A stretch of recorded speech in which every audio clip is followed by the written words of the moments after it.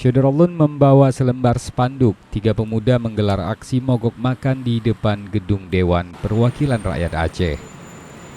Mengenakan masker dan menutup tubuhnya dengan terpal hitam, mereka menggugat pemerintah Republik Indonesia dan mantan petinggi GAM untuk serius merealisasikan poin-poin MOU Helsinki dan kekhususan Aceh.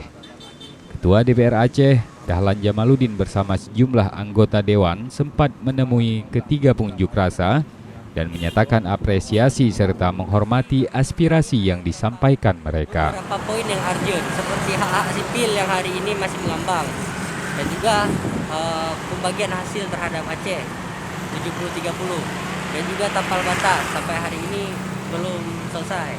Menghargai keprihatinan, kita menghargai aspirasi adik-adik tersebut gitu, dan sejatinya memang dalam upaya kita menjaga dan merawat perdamaian Aceh ini untuk tetap abadi, menjadi keniscayaan dan keharusan bagi semua elemen, bagi semua komponen, baik pemangku kepentingan yang ada di Aceh, yang ada di nasional dan juga seluruh rakyat Aceh untuk mewujudkan secara bersama-sama kehendak politik perdamaian itu sendiri sebagaimana tertuang dalam MOU Helsinki.